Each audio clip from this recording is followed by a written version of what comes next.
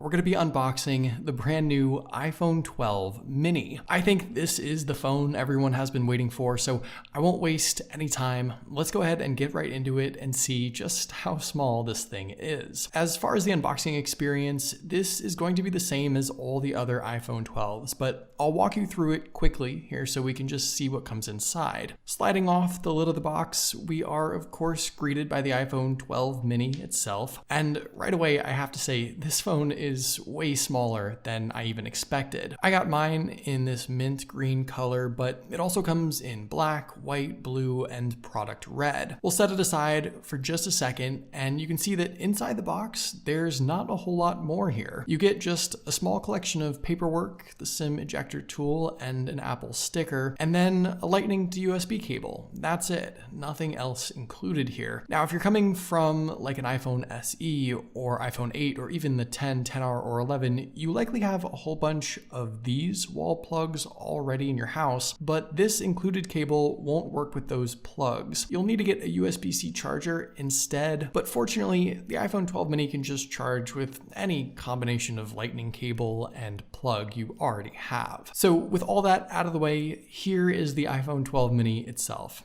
And right away, like I mentioned already, this phone is surprisingly small given most of the other devices Apple has launched over the last couple of years. The 12 mini is a 5.4-inch phone, which is the smallest home buttonless phone Apple has ever released. And the actual dimensions don't really tell a whole lot. So let's put this phone up against some other devices so you can actually see what it's like. Here is what the 12 mini looks like against the rest of the iPhone 12 lineup this year. The regular 12 and 12 Pro are the same size at 6.1 inches, and you can see even between these two phones there is quite a noticeable difference. I was sort of surprised. I didn't think the mini was that much smaller than the regular 12 and 12 Pro, but it definitely is. It's significantly shorter, a bit slimmer width-wise, and all in all, the size difference is absolutely something you should consider. Just for fun, here's what the 12 mini looks like up against the 12 Pro Max. That phone is absolutely massive at 6.7 inches. It feels like twice the size, and I don't really think a person would be deciding between these two phones, but I just wanted to at least show you the drastic difference in size. Okay, so let's put the iPhone 12 mini up against some other Apple devices that you might actually be upgrading from. If you're curious, here's the iPhone 4. I don't think anyone still has this, but I just wanted to show you what it looks like. No, the 12 mini isn't that small, but up against the iPhone 5, 5C, and original iPhone SE, things actually get a little closer. The 12 mini is still obviously bigger overall. It's taller for sure, a bit wider, but you can see that it's that screen size that changes the most. You're jumping from a 4-inch display surrounded by huge bezels and a home button to a 5.4-inch display on the mini that stretches from corner to corner. You will absolutely have to get used to the bigger screen size if you're coming from one of these phones, but the body and housing and overall size of the device really isn't too different, all things considered. And something like the mini might finally be the device for those of you still holding on to the original iPhone SE. Interestingly enough, when compared to the likes of the iPhone 6, 6S, 7, 8, and 2020 iPhone SE, which are all the same, this new 12 mini is smaller than those phones. In this case, you not only get a bigger display with the iPhone mini with no giant bezels at the top and bottom, but the whole physical phone itself is shorter and slimmer too. Now, I know with the 12 mini you do lose that home button, but all in all, I think if you have really any older, smaller iPhone,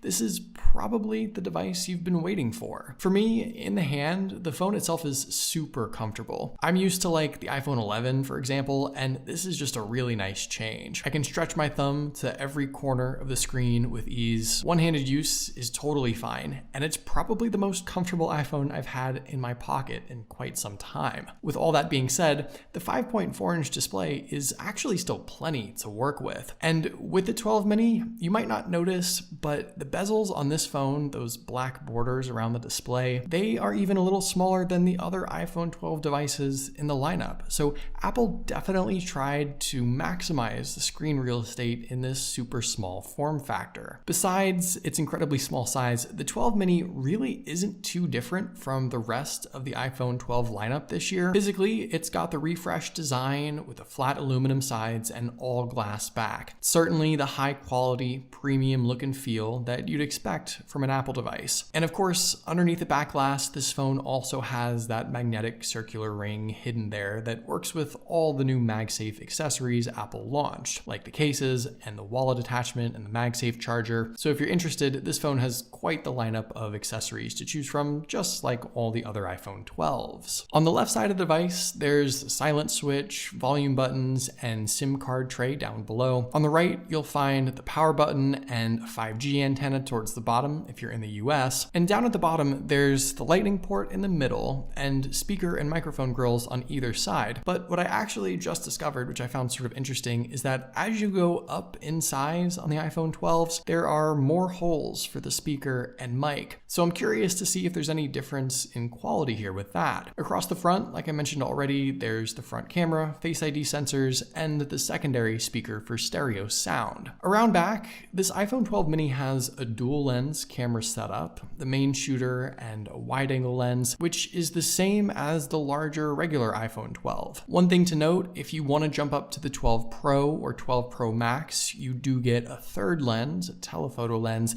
and the new LiDAR sensor. So that's one sort of differing set of features and capabilities that does separate all these phones. But capability-wise, there's not much else that's lacking with the 12 mini. You get all the new features like night mode with all the lenses, low light portrait shots, Dolby Vision, HDR up to 30 frames per second, 4K 60 filming. There's not much at all that gets sacrificed with the camera setup. And with the screen, this 12 mini does also get Apple's Super Retina XDR OLED panel, which is the same high-end display found on the regular iPhone 12 and the 12 Pro and the 12 Pro Max. So there's no sacrifices with screen technology here at all. It comes in at a resolution of 2340 by 1080, packing in 476 pixels per inch, which technically does make this phone the highest pixel density device out of all the iPhone 12s. And aside from its fun size, getting the high-end OLED display is probably the other thing I'm most excited about with this 12 mini. Inside, this phone also doesn't skimp out on specs. 12 mini ships with the same Apple A14 Bionic processor found in the more expensive 12, 12 Pro, and 12 Pro Max. It does get 4 gigabytes of RAM, and of course this is going to be a fast and powerful phone just like the rest of the lineup, but if you go with the Pro and Pro Max, you do get 6 gigs of RAM. All in all though, that's not a huge difference in my opinion. So all in all, this new iPhone 12 mini is small. It's a compact, fun-sized device. It's really pretty different from a lot of the iPhones we've seen before. Hopefully you guys did enjoy this video though, and I'll see you guys later.